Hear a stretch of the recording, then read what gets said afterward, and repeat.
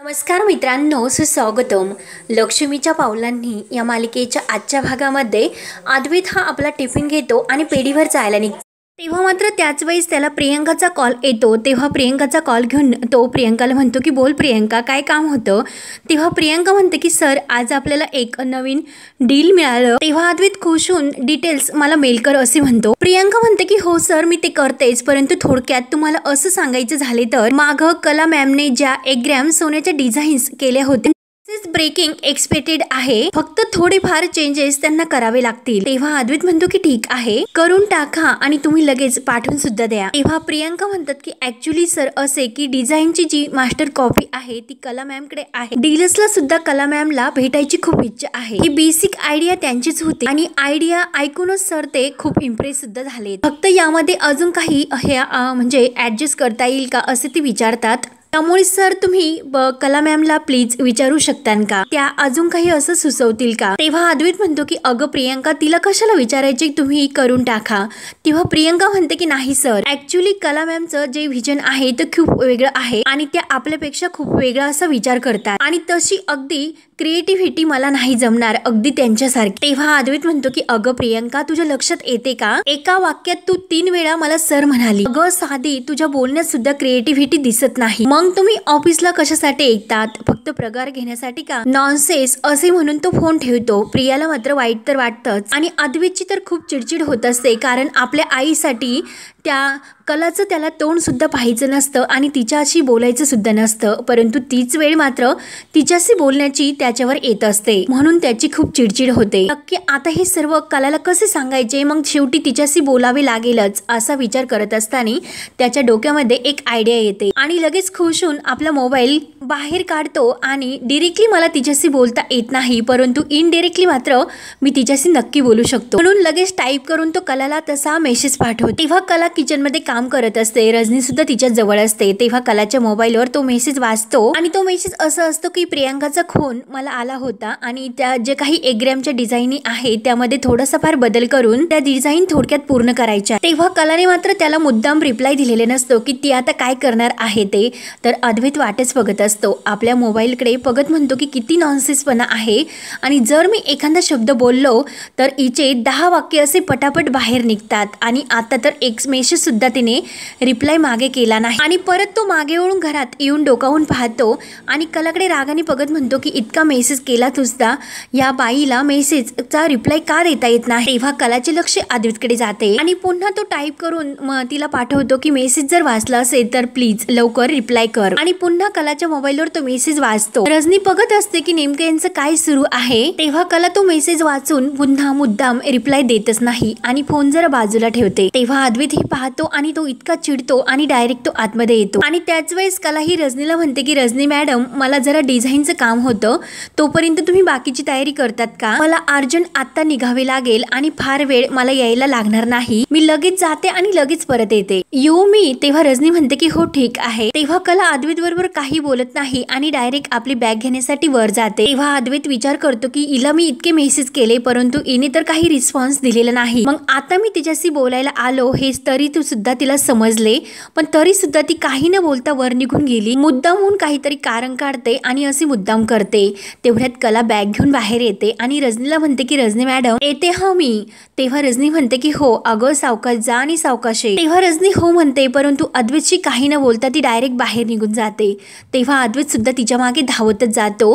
तेव्हा हे सर्व बघून रजनीला मात्र खूप हसू येतं. कला डायरेक्ट गाडीजवळ येते, परंतु अद्वैत सोबत काही ती बोलायला तयार नसते. तेव्हा अद्वैत घाईने तिच्या मागे येत आपला तेथील टिफिन घेतो आणि परत तिच्या जवळ येतो आणि गाडीजवळ आल्यानंतर म्हणतो की हे सर्व तुम्हाला चिडवण्यासाठी करते हे मला कळते. अगं मी चिडलो तर तुला आनंद होतो. तेव्हा कला म्हणते की काय, अरे तू माझ्याशी बोलतोस का. अरे म्हणजे तू माझ्याशी बोलत नव्हतात म्हणून मला असे वाटले की तू दुसऱ्या कुणाशी तरी बोलत होता. त्यानंतर इकडे खऱ्यांच्या घरी असे आपल्याला पाहायला मिळतं की संगीता ही दिनकरला काहीतरी खायला घेऊन येते. तेव्हा दिनकर खात असतो, परंतु संगीता मात्र ही विचारत आहे हे दिनकरला समजते. असते। तेव्हा दिनकर विचारतो की काय ग अगं संगे कसला इतका विचार करते। तेव्हा संगीता म्हणते की मला काय वाटतं मी तुम्हाला असे सांगते की आपण काजलसाठी जरा एखादं स्थळ बघूयात। तेव्हा दिनकर म्हणतो की संगे अगं काय विचारतेस, काजलच्या लग्नाचं वय सुद्धा अजून झालेलं नाही आणि अजून तिचं शिक्षण सुद्धा चालू आहे आणि आपली सुद्धा परिस्थिती नाही की एखादं स्थळ काजलसाठी पाहावं आणि लगेच जुळून द्यावं। यासाठी संगीता म्हणते की नाही हो, आत्ताची ही वेळ तर बरोबरच आहे। अहो तुम्हीच एकदा विचार करून बघा आणि वयाचं काय, वय तर आत्ता ती लहान दिसते परंतु आत्ता जरा ती मोठी होईल आणि तिचं वय निघून जाईल आणि असं थोडंच असतं की आज आपण म्हणतो आणि लगेच ते उद्या लग्न ठरत असतं, पण त्यासाठी अगोदर आपल्याला जागा शोधायची असते, योग्य जोडीदार शोधायचा असतो, मग किती तयारी करावी लागते, मग त्यासाठी वेळ तर लागतोच आणि हे सर्व करता करता निदान 2 वर्ष लागतील असे मला वाटते आणि तोपर्यंत आपण सुद्धा हळूहळू सर्व जमवायला सुरुवात तर करूयात। तुमच्या डोळ्याचे ऑपरेशन सुद्धा होऊन जाईल आणि आपली परिस्थिती सुद्धा सुधारेल आणि काजलच्या नोकरीची एवढी आपल्याला काही म्हणजे गरज सुद्धा नाही, कारण जोपर्यंत आपण आहोत तोपर्यंत कमवतो, त्यामुळे आपण आहोत तोपर्यंत आपल्या जबाबदारीवर हा निर्णय घेऊन टाकूया। तेव्हा दिनकर विचार करतो आणि त्याला संगीता जे काही बोलते ते पटते। तो लगेच म्हणतो की हो अगं संगीत तू एकदम बरोबर बोलतेस, पण त्या अगोदर मला सुद्धा ह्या विषय काढून तिला विचारूयात, तिचा काय निर्णय आहे ते आपण तिच्याकडून विचारून घेऊयात। तेव्हा संगीता म्हणते की नाही अहो नको, कारण एकतर तिला तिच्या घरची टेन्शन खूप असतात आणि आणखीन हे टेन्शन देऊन आपण तिला का विठीस धरायचे, त्यापेक्षा एक आपण काम करू, अगोदर आपण 1-2 स्थळं बघूयात, ती स्थळं आपल्याला योग्य वाटली मग आपण हे कलाच्या कानावर घालूयात। तेव्हा दिनकरला संगीताचे परत म्हणणे पटते आणि तुझं खरं आहे म्हणून आपण तसे करूयात असे ते दोघे ठरवतात। त्यानंतर इकडे कला आणि अद्वैत हे इकडे पेढीवर येत असतात। तेव्हा गाडीतून येत असताना कला म्हणते की अरे अद्वैत येथे एक दुकान आहे, बाजूला गाडी थांबवतोस का, जरा काही 1 ग्रॅम त्या सोन्यासाठी मला काही दागिने छोटेसे घ्यायचे। तेव्हा मात्र अद्वैत काही न ऐकल्यासारखं गाडी थांबवत नाही, तर कला म्हणते की अरे चांदेकर काय करतोस, थांबव ना गाडी, आणि काय रे काय चालले तुझे, तुझ्या मनातील तेव्हा तू माझ्याशी बोलणार आणि मनातील तेव्हा तू लगेच गप्प राहणार। आणि तेव्हा कलाच्या लक्षात येते आणि ती लगेच परत स्वतःला शांत करते आणि म्हणते की ओके, म्हणजे आता मी तुझ्या गाडीत बसले म्हणजे तुझ्या मनाला येईन तसे तुला वागता येते असे तू दाखवतो, थांब आता मी बघतेस। म्हणून कला लगेच आपल्या मैत्रिणीला फोन लावण्याचं नाटक करते आणि म्हणते की अगं काय सांगतेस, तो तुझ्याशी बोलत नाही। अगं मग एका अर्थाने बरंच झालं की तुझी त्यातली कटकट आहे दररोजची ती तुला ऐकायला मिळणार नाही, रोजचं आपलं माझं मला मला ती सर्व काही अद्वैतला उद्देशून बोलत असते। तेव्हा अद्वैत तिच्याकडे रागाने पाहत गाडी चालवतो, तेव्हा कला त्याच्याकडे बघते आणि म्हणते की काय असे का बघतोस रे, अरे मी तुला नाही बोलत, मी फोनवर बोलते, तू तुझी गाडी चालव, पुढे व्यवस्थित बघ नाहीतर धडकशील। आणि परत श्यामलाला म्हणते की बोल ग काय काय बोलतेस, अगं तो तुझ्यावर अवलंबून आहे असे म्हणतेस, अगं मग तर बेस्टच झालं, मग त्याच्या नांगे कसे ठेचायच्या, अगं ते तर खऱ्या अर्थाने तुझ्याच हातात आहे। तेव्हा अद्वैत इतक्या जोराने हॉर्न वाजवतो की कलाला काही ऐकू येणार नाही असे मुद्दाम करतो। तेव्हा कला म्हणते की हॅलो हॅलो, अगं तू माझं ऐकून घे, अगं माझ्या घरातील सुद्धा कुठे ऐकतात माझं, पण घरातील सर्व काम, डिझाईनचं काम, अगं सगळं काही मी करते आणि छे छे त्यासाठी तो माझ्याशी बोलेन, म्हणजे माझा नवरा, छे छे। अद्वैतकडे बघत म्हणते की तो तर अजिबात तसा नाही, पण घरातील सर्व काम, डिझाईनचे काम सर्व काही तो माझ्याकडून करून घेईल, पण त्यासाठी मात्र तो माझ्याशी बोलेल असं मात्र कधीही होणार नाही। तेव्हा अद्वैत हे सर्व ऐकून मनात म्हणतो की हे सर्व मला उचकण्यासाठी तू हे सर्व बोलतेस हे मला समजते, अगं तुला कुणाचा सुद्धा कॉल आलेला नाही, कोण शांभवी आणि कुठली शांभवी। त्यावर कला ही मुद्दाम त्याला दाखवते की अगं तू म्हणलीस तशी एकदम नंबरची माजोरडी माणसं असतात ही। तेव्हा अद्वैत हे सर्व ऐकून मनात म्हणतो की तू मला इतके छळतेस मग मी सुद्धा तुला तसेच अगदी छळू सुद्धा शकतो, म्हणून तो एका ठिकाणी जोरात ब्रेक दाबतो आणि कला बोलता बोलता ही खाली अशी बडायला लागते। तेव्हा कलाला खूप राग येतो, कला त्याच्याकडे बघत मनात म्हणते की अरे तू सुद्धा हे सर्व मुद्दाम करतो, अरे चांदेकर हे सर्व मला कळते, तरी सुद्धा मी अजिबात तुझ्यावर रिॲक्ट नाही होणार। तेव्हा अद्वैत मनात ठरवतो की आता मी हिला इतका त्रास देईन कारण त्रास होण्याची नाटकं लगेच थांबतील। तेव्हा कला त्याच्याकडे रागाने पाहत असते आणि अद्वैत तिच्याकडे।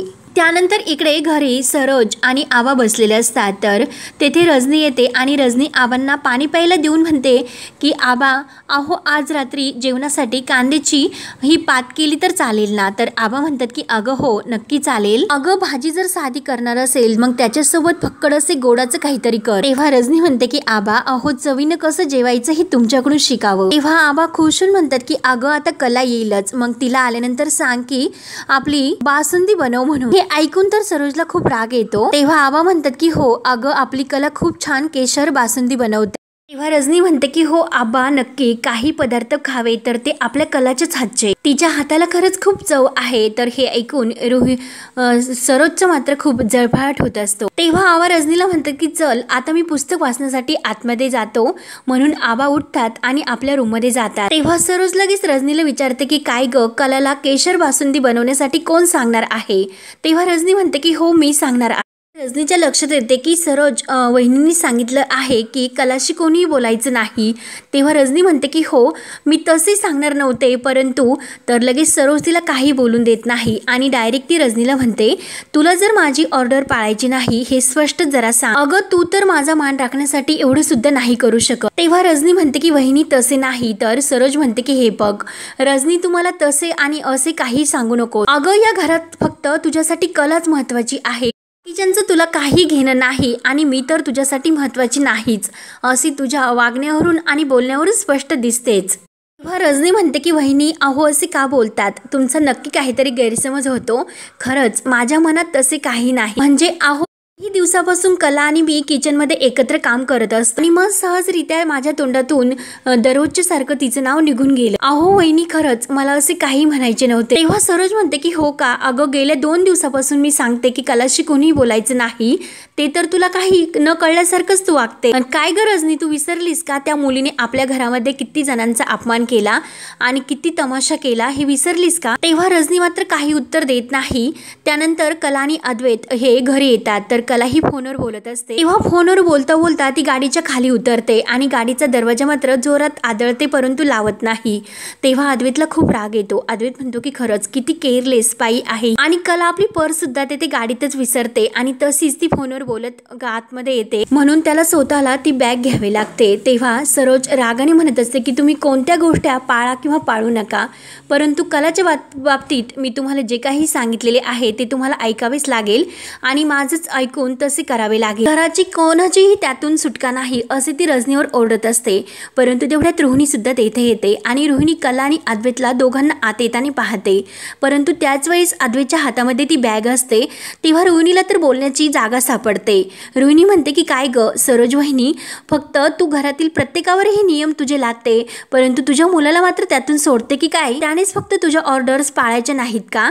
तेव्हा सरोज म्हणते की तो माझा मुलगा आहे, तो तर माझ्या ऑर्डर्स पाळणारच। तेव्हा रोहिणी लगेच म्हणते की अगं मागे वळून बघ की नक्की काय होते ते। तेव्हा अद्वैतच्या हातात बॅग असते आणि कला मात्र मस्त फोनवर बोलत येत असते। ते बघून तर सरोजला खूप राग येतो आणि सरोज लगेच अद्वैतवर ओरडते की अद्वैत अरे काय चाललं तुझं, काय करतोस तू हे सर्व। तेव्हा अद्वैत म्हणतो की आई अगं हिची पर्स कारमध्ये विसरली होती, फक्त ती बॅग घेऊन मी आत आलो। आणि तेव्हा कलाच्या लक्षात येते, ती लगेच अद्वैतच्या हातातील पर्स घेते तर अद्वैत हा अंजूला आवाज देत असतो। तेव्हा कला म्हणते की अंजू नको येऊ, घेतली मी पर्स। तेव्हा सरोज तर अद्वैतवर भयंकर चिडते आणि म्हणते की काय रे तू कशाला तिची पर्स उचलून आणली, तू तिचा नोकर आहे का तिच्या हाताखालची काम करायला। तेव्हा अद्वैत म्हणतो की आई अगं तसे नाही, ती फक्त गाडीमध्ये पर्स विसरली होती, मी फक्त माझ्या हातात जाऊन घेऊन आलो। तेव्हा सरोज खूप भडकते, अरे मग ती विसरली होती तर तिची ती पर्स घेऊन येईल, तू कशाला तिची पर्स गाडीतून घेऊन आला, अरे तुझं कर्तव्य सुद्धा नाही की तिची पर्स उचलून घेऊन येण्याची, विसरली असती तर विसरली, ती घेऊन स्वतः आली असती। तेव्हा अद्वैत म्हणतो की आई अगं तेवढा विचार करण्यासाठी मला वेळ सुद्धा नाही मिळाला, त्यावेळी मला जे सुचले मीच केले आणि ही पर्स मी गाडीतून घेऊन घरात आलो। तेव्हा रागाने सरोज आत निघून जाते आणि रोहिणी सुद्धा। तेव्हा अद्वैत हा विचार करतो की या बाईमुळे आज मला माझ्या आईचं बोलणं ऐकून घ्यावं लागलं। त्यानंतर इकडे नयना ही राहुलला आपल्या रूम मध्ये म्हणत असते की राहुल अरे चल ना, मी तुला किती दिवसापासून म्हणते की आपण कुठेतरी बाहेर फिरायला जाऊ, त्यामुळे चल ना। तेव्हा राहुल म्हणतो की हे बघ अगं आबांना बाहेर गेलेले नाही आवडत। नैना वैतागते आणि काय यार हे या घरात यांना कुठे गेलेले आवडत नाही आणि त्यांना ते केलेले आवडत नाही, कसे हे घर, मग सतत आपण त्यांच्या बंधनातच राहायचे का। इनफॅक्ट ते म्हातारे झालेत परंतु आपण मात्र आपलं वय आहे की बाहेर जाण्याचं, फिरण्याचं, एन्जॉय करण्याचं। तेव्हा राहुल म्हणतो की अगं ते फक्त आपल्याला कळतं, मग ते त्यांना कोण सांगणार, आणि जर त्यांनी आपल्याला बाहेर जाताना बघितलं आणि ते आपल्याला खूप प्रश्न विचारतील मग त्या प्रश्नाचे उत्तर तू देणार का, मी तर नाही देणार। तेव्हा नैना म्हणते की हो मी करेन मॅनेज, मी त्यांना सांगू शकते आम्हाला दोघांना बाहेर जायचे राहुल म्हणतो की पण मला नाही वाटत की ते आपल्याला जायला परवानगी देतील म्हणून. तेव्हा नैना म्हणते की अरे चल तर मी पर्स घेते आणि लगेच आपण जाऊयात. तेव्हा राहुल आणि नैना बाहेर जायला निघतात. बाहेर हॉलमध्ये येतात तर त्यांना बघून आबा विचारतात की काय रे पोरांनो, कुठे निघालात? तेव्हा नैना म्हणते अहो मी घरी बसून बसून खूप कंटाळले होते म्हणून जरा राहुल आणि मी बाहेर जाऊन येतो. घरामध्ये बसून बसून पाय असे अगदी थकून गेले होते, त्यामुळे राहुलच मला म्हटला की चल आपण कुठेतरी बाहेर दोघे जण फिरून येऊयात. आणि ज्या दिवशीपासून मी राहुलवर इतकी चिडले होते तेव्हापासून राहुल माझी खूप काळजी घेतो. त्याचं वागणं खरंच खूप बदलले. आणि आबा जर आम्ही दोघे एकमेकांबरोबर बाहेर गेलो तर एकमेकांशी जास्त वेळ बोलू शकू आणि एकमेकांना जास्त वेळ सुद्धा देऊ शकू आणि तरच आम्ही एकमेकांना समजून घेऊ शकतो, म्हणून आम्ही बाहेर जातो. तेव्हा आबा म्हणतात की अरे वा, तू तर इतक्या सर्व गोष्टींचा इतका छान विचार करतेस, हे ऐकून तर खरंच खूप बरं वाटलं. आबा म्हणतात की हो जाऊन या आणि माझी काही हरकत नाही, फक्त तुम्ही वेळेत या. तेव्हा आबा तर पूर्ण तयारी करून त्यांना जायला होकार देतात. म्हणून नैना आणि राहुल खुश होतात आणि बाहेर येतात. तर राहुल म्हणतो की खरंच ग्रेट आहे बरं का तू. तेव्हा नैना म्हणते की हो ना, एनी डाऊट. त्यानंतर इकडे सोहमने काजलला फोन केलेला नसतो म्हणून तिला सोहमची आठवण येते आणि ती म्हणते की ह्या सोहम्याला तर खरंच माझी आठवण येत नाही, फक्त कामापुरता तो मला फोन करत असतो, असा कसा तो. म्हणून काजल लगेच सोहमला कॉल करते. तेव्हा सोहम तर पेंटिंग काढत असतो आणि तो लगेच फोन घेतो आणि नमस्कार गुंडे साहेब, आज तुमचा फोन माझा रस्ता कसा चुकला असे म्हणायचे. तेव्हा काजल म्हणते की कारण तुमचा फोन आमच्या रस्त्यावर कामाशिवाय तर येत नाही, त्यामुळे आमच्याच फोनला एखाद्या दिवशी वाट चुकवावी लागते. तेव्हा सोहम म्हणतो की असं माझी आठवण येते का. तेव्हा काजल म्हणते की थांब, एक छान अशी लगावून देते, गप्प बस. आणि आठवण येत नाही पण हल्ली जरा तुलाच माझी आठवण नाही येत. कसे की तू कामाशिवाय मला फोन तर करत नाही. अरे हल्ली तर तू कॅफेत सुद्धा येत नाही, त्यामुळे तू आहेत तरी कुठे. तेव्हा सोहम म्हणतो की बापरे, अगं मी दररोज कॅफेतच असतो, दररोज छापाच टाकत असतो, परंतु माझी आठवण तुम्हाला आलीच कशी. तेव्हा काजल म्हणते की हे बघ, मी तुला सांगितले की मला तुझी आठवण नाही आली. अरे तो कॅफेचा मालक आहे ना, तो तुला विचारत होता म्हणून मी तुला फोन केला, बाकी काही नाही. तेव्हा सोहम म्हणतो की अच्छा म्हणून तू मला फोन केला की माझी एक मैत्रीण आउट ऑफ इंडियावरून आली आणि ती काही दिवस इकडे आहे, म्हणून सध्या मी तिच्याबरोबर वेळ घालवतो. आणि हे बघ माझे कपडेच मी आता इस्त्री करतो आणि आता छान असे डिनरला आम्ही दोघे जाणार आहोत. बरं चल, सध्या मी खूप गडबडीत आहे, मी तुला नंतर कॉल करतो. सोहम मात्र मुद्दाम तिला टाळण्याचा प्रयत्न करतो, कारण तिला जलसी फील तर व्हायला हवं. तेव्हा हे ऐकून काजलला तर राग येतो. काजलचं ऐकून न घेता सोहम फोन कट करतो आणि वैतागून म्हणते की काय ह्या सोहमने माझा फोन कट केला, अशी कोण याची नवीन मैत्रीण आहे, आपल्याला कशी कळली नाही. आणि काय डिनरला जातात म्हणजे जुनी मैत्रीण ही लगेच विसरून जाते नवीन मैत्रीण मिळाल्यानंतर. म्हणजे नक्की मी त्याची जुनी मैत्रीण आहे, तुम्हाला विसरलास की काय. त्यामुळे याच्या आता नवीन मैत्रीणला जरा बघायलाच हवं. म्हणून नवीन मैत्रीण म्हटल्यानंतर काजलला सोहमचा खूप राग येतो. त्यानंतर इकडे रजनीला टेन्शन येते की आता कलापर्यंत हा निरोप कसा पोहोचवायचा, कारण आबांना तर केशर बासुंदी खायची. म्हणून ती लगेच अंजूला आवाज देते. अंजूला म्हणते की अगं कला जर खाली आली तर तिला सांग की आबांना केशर बासुंदी तुझ्या हातची खायची, त्यामुळे तिला ती केशर बासुंदी बनवायला सांग. तेव्हा अंजू हो म्हणते आणि तेवढ्यात कला येते. तर अंजू म्हणते की कलाताई, अहो आबासाहेब म्हणत होते की त्यांना केशर बासुंदी तुमच्या हातचीच खायची. तेव्हा कला खुशून म्हणते की हो का, म्हणजे आज केशर बासुंदीचा बेत करायचा. तर तेव्हा रजनी मात्र खूप नाराज होऊन तिच्याकडे पाहत असते, कारण तिला सुद्धा खूप वाईट वाटतं, कारण तिला सुद्धा कलाशी बोलता येत नाही. तेव्हा कलाचे लक्ष रजनीकडे जाते आणि ती रजनीकडे बघून हळूच आवाजात म्हणते की ठीक आहे बनवते मी. आणि तेवढ्यात नैना आणि राहुल घरी येतात. तर कला नैनाला पाहते आणि म्हणते की अगं मी आज केशर बासुंदी बनवणार आहे, तुला आवडते ना, मग तू लवकर खाली जेवायला ये. तेव्हा नैना मात्र कलाकडे रागाने पाहते आणि अंजूला म्हणते की अंजू, या घरातल्यांसाठी काही नियम लागू आहेत, त्यामुळे या घरातील म्हणून मी ते नियम पाळते. तेव्हा कला तरी सुद्धा म्हणते की अगं ताई पण. तेव्हा नैना कलाशी काही न बोलता अंजूला म्हणते या घरातील नियम पाळणे ह्या घरातील व्यक्ती असणं म्हणून मला ते कर्तव्य आहे, जर तुला कोणी विचारलं तरच सांग. असे बोलून नैना तोऱ्यात आपल्या रूम मध्ये निघून जाते. रजनी हे सर्व पाहत असते आणि ऐकत सुद्धा. तिला सुद्धा खूप वाईट वाटतं आणि कलाला तर खूपच वाईट वाटतं. तेव्हा कलाला खुश करण्यासाठी कलाच्या डोळ्यात पाणी आलेले असते. तर रजनी म्हणते की अंजू, अगं माझ्या सासूबाई होत्या आणि त्या कायम असे म्हणायचे की देव ज्याच माणसाच्या आयुष्यामध्ये इतकं दुःख देतो, जे कणखर असतात, मग दुःखाचा फरा संपला, ती समोर सुख असं भरभरून असतं तेव्हा कला रडत असते, तिच्या डोळ्यातील ती पाणी पुसते. तर रजनी पुढे म्हणते की अगं छोट्या छोट्या गोष्टींनी अशी इतकी खचून जाऊ नकोस. आणि ती कलाकडे बघत म्हणते की त्या आशा सुद्धा मला कायम सांगायच्या की स्वयंपाक करताना चेहरा नेहमी हसरा ठेवायचा, मन प्रसन्न ठेवायचं आणि जसं आपलं मन असतं तसाच स्वयंपाक बनतो. आणि एक मुलगी रडली तर तिचा नाकाचा शेंडा खूप लाल होतो. रजनी खूप कलाला हसण्यासाठी सर्व काही बोलत असते, तेव्हा कलाला लगेच हसू येतं आणि रजनी सुद्धा हसून अंजुला म्हणते की तू तुझं काम कर. तेव्हा कला आणि रजनी खूप खुश होऊन एकमेकींकडे बघून हसतात. तेव्हा हा भाग येथे संपतो. तर पुढील भागामध्ये कला आणि अद्वैत एका पान स्टॉलवर दुकानावर येतात, परंतु तेथे मात्र पान खाण्याची स्पर्धा अशी रंगलेली असते. कला आपल्या पानाला जास्त चुना लावत असते, परंतु तिला माहिती असते की जास्त चुना हा चांगला नसतो. अद्वैतला कुठेही माहिती असतं.